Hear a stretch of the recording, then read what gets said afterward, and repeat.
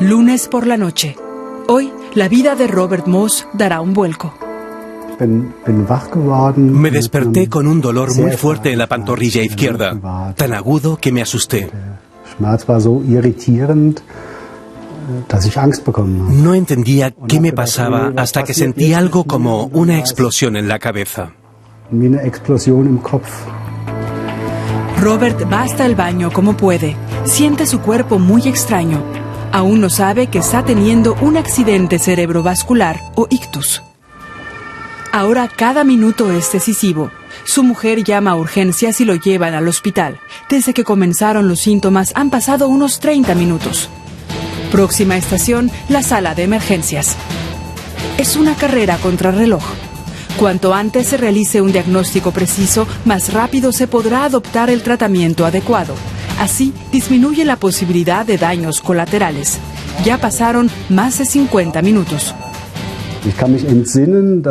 Recuerdo que en la sala de emergencias había mucha gente dando vueltas. Me pusieron un catéter.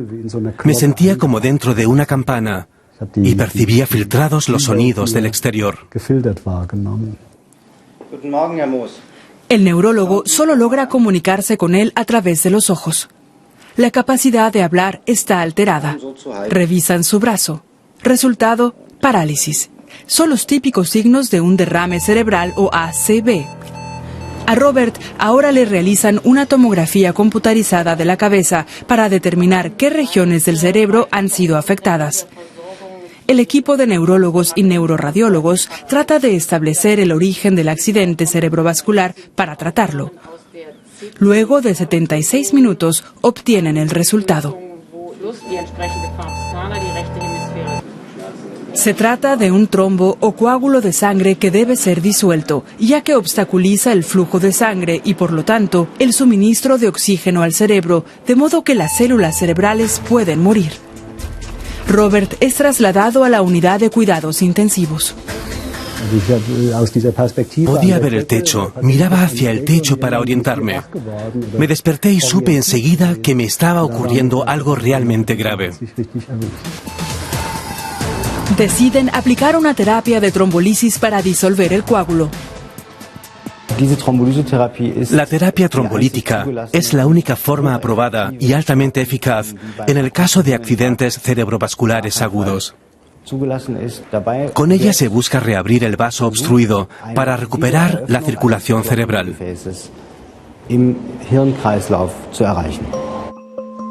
Un tratamiento que conlleva riesgos. Por eso, el neurólogo a cargo, Yogesh Shah, hace un seguimiento intensivo. La droga aplicada contiene enzimas que afectan el grado de coagulación de la sangre. Esto permite disolver el trombo, pero a su vez puede provocar hemorragias cerebrales.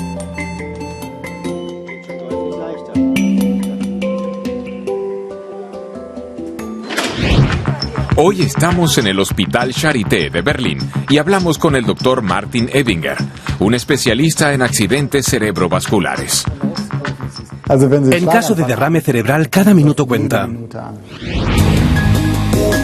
¿Cuáles son los síntomas de un ictus? Los síntomas son muy variados.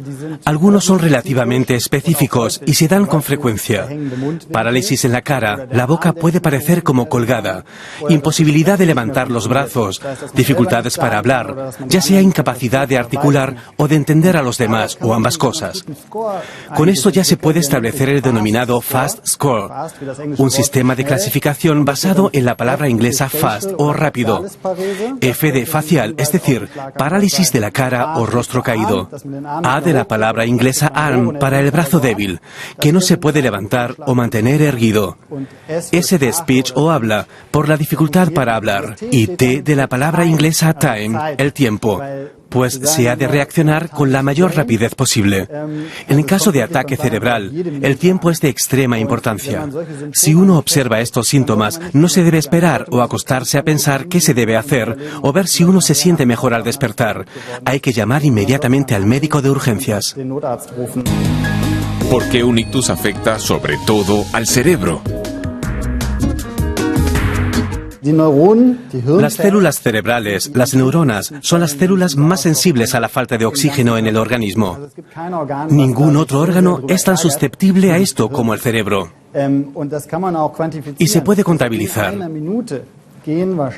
Si no se detiene la hemorragia, en solo un minuto mueren casi 2 millones de neuronas.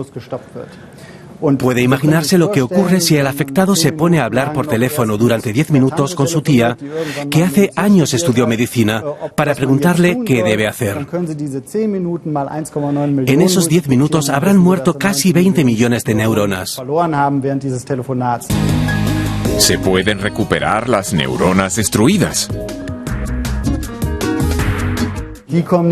No, se pierden definitivamente. Es necesario que acuda lo antes posible a la clínica y que sea tratado con prontitud. Aquí el factor tiempo es la prioridad. Allí se buscará la terapia más indicada para intentar salvar las neuronas amenazadas. Aunque hay células nerviosas que ya se han perdido, aún en pocos minutos, todavía quedan muchas que son decisivas para el resultado clínico, y esas son las que intentamos salvar. ¿Qué es lo que ocurre en el cuerpo en el caso de un ictus? Existen diferentes tipos de derrames cerebrales. El más común se origina cuando un coágulo sanguíneo obstruye el flujo de sangre a ciertas partes del cerebro, impidiendo la llegada de nutrientes y oxígeno a las neuronas. Son los denominados ACVs isquémicos. Menos frecuente es el caso de la ruptura de un vaso sanguíneo. Esto es extremadamente perjudicial para las neuronas, pues la sangre se derrama entre el cerebro y el cráneo, pero no llega a las células. Este tipo de ataques representan solo entre el 10 y el 15% de los casos. La mayor parte de los ACVs son la consecuencia de la obstrucción de un vaso sanguíneo. Cuando se produce un derrame cerebral es necesario actuar con la mayor rapidez. En el caso de nuestro reportaje todo salió bien. Se tomaron las medidas correctas para disolver el coágulo de sangre. Pero ¿cómo se originó? En el caso de Robert Moss, el tratamiento trombolítico ha sido un éxito y a la mañana siguiente se llevó una agradable sorpresa. Estaba medio dormido y cuando me despertó la logopeda le dije, hola, ¿qué ocurre? Los dos nos echamos a reír y constatamos que podía hablar. Fue increíble. Un gran avance. Pero ahora los médicos deben descubrir qué provocó el ataque. A primera vista, en el caso de Robert, no se daban los factores de riesgo. Por una parte, es demasiado joven con 51 años. También faltan los factores de riesgo comunes, como la presión sanguínea alta, diabetes, un trastorno del metabolismo lipídico o arritmia cardíaca. Entonces, ¿cuál fue la causa? Los doctores inician una laboriosa búsqueda y encuentran el motivo. El paciente presenta un orificio en el tabique interauricular del corazón, el denominado foramen oval. Se trata de un orificio en la pared muscular que separa las cavidades del corazón. Es un defecto de nacimiento. A través de este orificio se pueden introducir los coágulos de sangre. En el caso del señor Moss, hemos localizado una trombosis en la pierna. Un coágulo en la pierna puede desprenderse y ser transportado por el torrente sanguíneo hasta el corazón. A través del orificio en el tabique interauricular llega a los vasos sanguíneos que conducen al cerebro y allí provoca el derrame cerebral.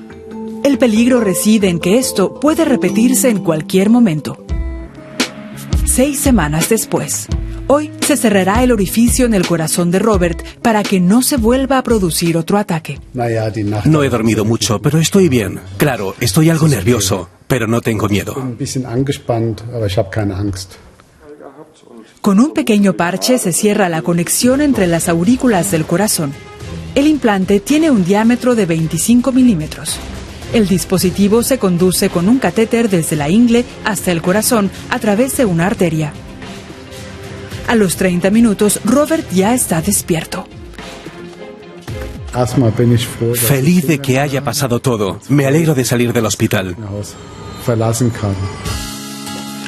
Hasta que el implante no se haya incorporado al tejido, es necesario tomar medicamentos anticoagulantes. 2 meses después, Robert se reintegra a su trabajo. Es director en un centro juvenil. Antes trabajaba hasta 12 horas al día, ahora intenta evitarlo. En principio tengo ahora la posibilidad de cambiar cosas básicas en mi vida privada y profesional para no acabar de nuevo en el círculo vicioso en el que estoy metido desde hace muchos años.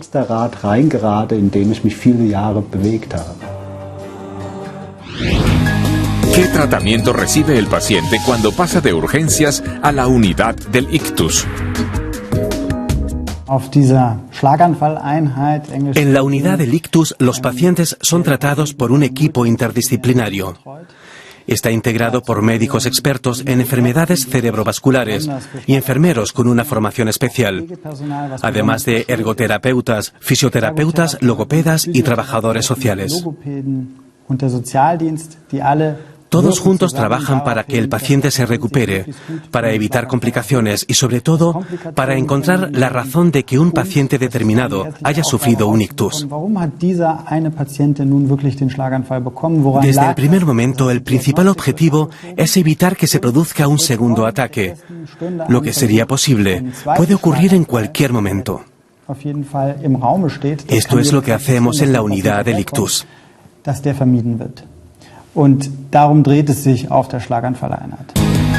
¿Mejora el pronóstico para el paciente tras el tratamiento en la unidad del ictus? Sin duda, es una de las especialidades de la medicina que más se basa en la evidencia. Para ello existen metaanálisis de ensayos clínicos que demuestran que los pacientes tratados en las unidades de ictus tienen un mejor pronóstico que los pacientes tratados en otras estaciones no especializadas en pacientes con un ACV. ¿A qué hospital hay que dirigirse en caso de ictus? El paciente no debería conducir en ningún caso. Existen reglas de salvamento para esta situación. La primera regla es muy sencilla: buscar la clínica adecuada más cercana lo más rápido posible. Y para un paciente con derrame cerebral, lo más adecuado es una unidad del ictus. Es decir, vale la pena trasladarle más lejos e ir a una clínica que ofrezca esta terapia, que en la primera fase es esencial para un mejor pronóstico. ¿Cuánto dura la recuperación tras un ictus? En la mayoría de los estudios observamos cómo se siente el paciente después de 3 meses. Ahí ya se tiene una idea de cómo será la trayectoria. Eso no significa que después de 3 meses no tienen lugar más mejoras. Pero si alguien tiene síntomas durante más de 1 año y medio, es poco probable que estos remitan por completo, a no ser que se trate de síntomas muy livianos. También existe una tendencia a la recuperación según van pasando los años. Siempre se piensa en la parálisis de brazos o piernas, pero el ser humano es mucho más complejo. A menudo tenemos pacientes que desarrollan una depresión a consecuencia de un ictus. Es importante que estas personas sigan sintiéndose vivas, que permanezcan en el círculo familiar. Es perjudicial excluir al paciente y convertirlo en un ser desvalido. Al contrario, hay que brindarle el apoyo que necesita y motivarlo a que se ayude a sí mismo, a que vuelva a encontrar el camino a la vida.